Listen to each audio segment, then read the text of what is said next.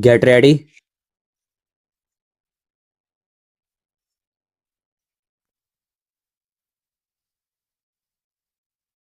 Start. Mr. Vice Chairman, Sir, many brilliant speakers have preceded me.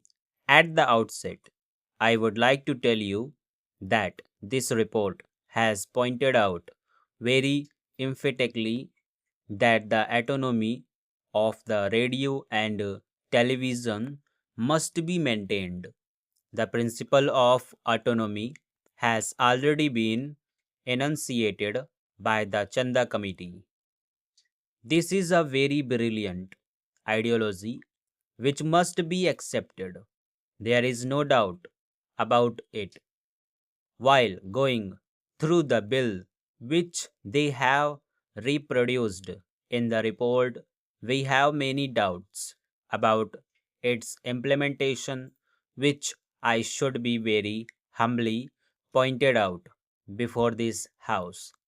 The first and foremost question is autonomy of Doordarshan and All India Radio because apparently these mass media are to be influenced by the government, partly in power and departmental regimentation is expected. Sir, it is very fundamental that we have to examine how far this autonomy can be expanded until the AIR and the Doordarshan have their own economic allotment, until they are self sufficient in their finances, so long as they go with a begging ball to the government. How far the proposal can be implemented is a moot question. Sometimes we criticize in the House that there is politicking. It was there earlier, it exists today also. When a national perspective is emerging, if we compare the questions, we will see that when they approach the government for money, when the service is regulated by the government, it is expected that they act according to the whims of the departments and the authorities concerned. While we are going to have such a change, we see in this report what is reported to be happening in other countries of the world. Only very recently, France has enacted a law which has been reported in this book, where they have said that the parliament in France has made an act. And what are the cardinal principles they have accepted? They have accepted that a reorganization be made and established a service. The service is controlled by a board of governors comprising half from the state, two from parliament, representatives of the program companies, and two representatives of the staff elected by the unions. Now, when we come to this problem of reorganizing our structure by giving more autonomous powers, we will have to consider the fact that it is more a size of continent, a problem which the people of India have reorganized on linguistic basis. So, sir, I fundamentally say that when organization of a national trust is concerned, these points must be very basically considered at the national level. These 3 points are very vital, and I think they must be considered at the national level. The first thing is, if you make a centrally organized national trust, how can it preserve the cultural heritage of a multilingual country like India, and how can it develop the regional languages in this country, which is necessary for national integration? Sir, while forming the zonal committees, we see that the interests of the smaller states are suffering.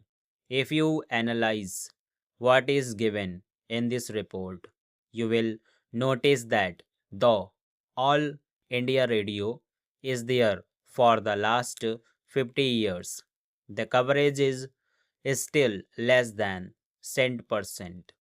In my state of Odisha, I know that even now the coverage is less than 70%.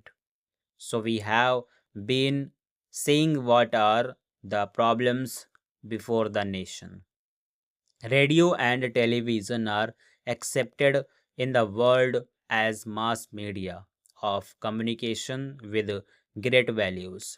We cannot transform our technology, and we cannot go in for modern methods of agriculture, which are there in more developed countries of the world, because though they are not educated in the expertise of science and the different faculties, but they see things on the television and practice them in the field so that they could achieve the highest goals.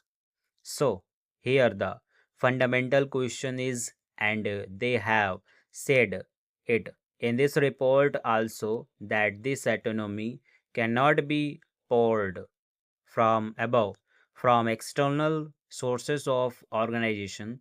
If we create such a structure, it must be evolved from within. Then, what is the source for evolving from within?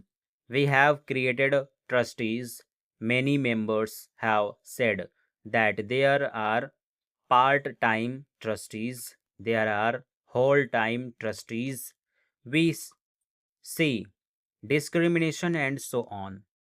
What do we expect of the trustees? What is their qualification? There will be nominated trustees. Among them, there will be a man of eminence in science and other of culture. These are the only two qualifying clauses in forming the trust. But the most fundamental thing is, if you want to increase the efficiency, if you want professionalism to grow, so that you have a powerful media of radio and Doordarshan, then should we not recognize people who have worked for 30 or 40 years?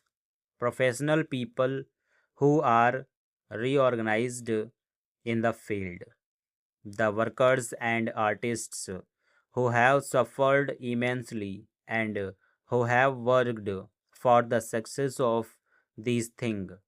Should they not be recognized? This is very relevant question at present. Stop.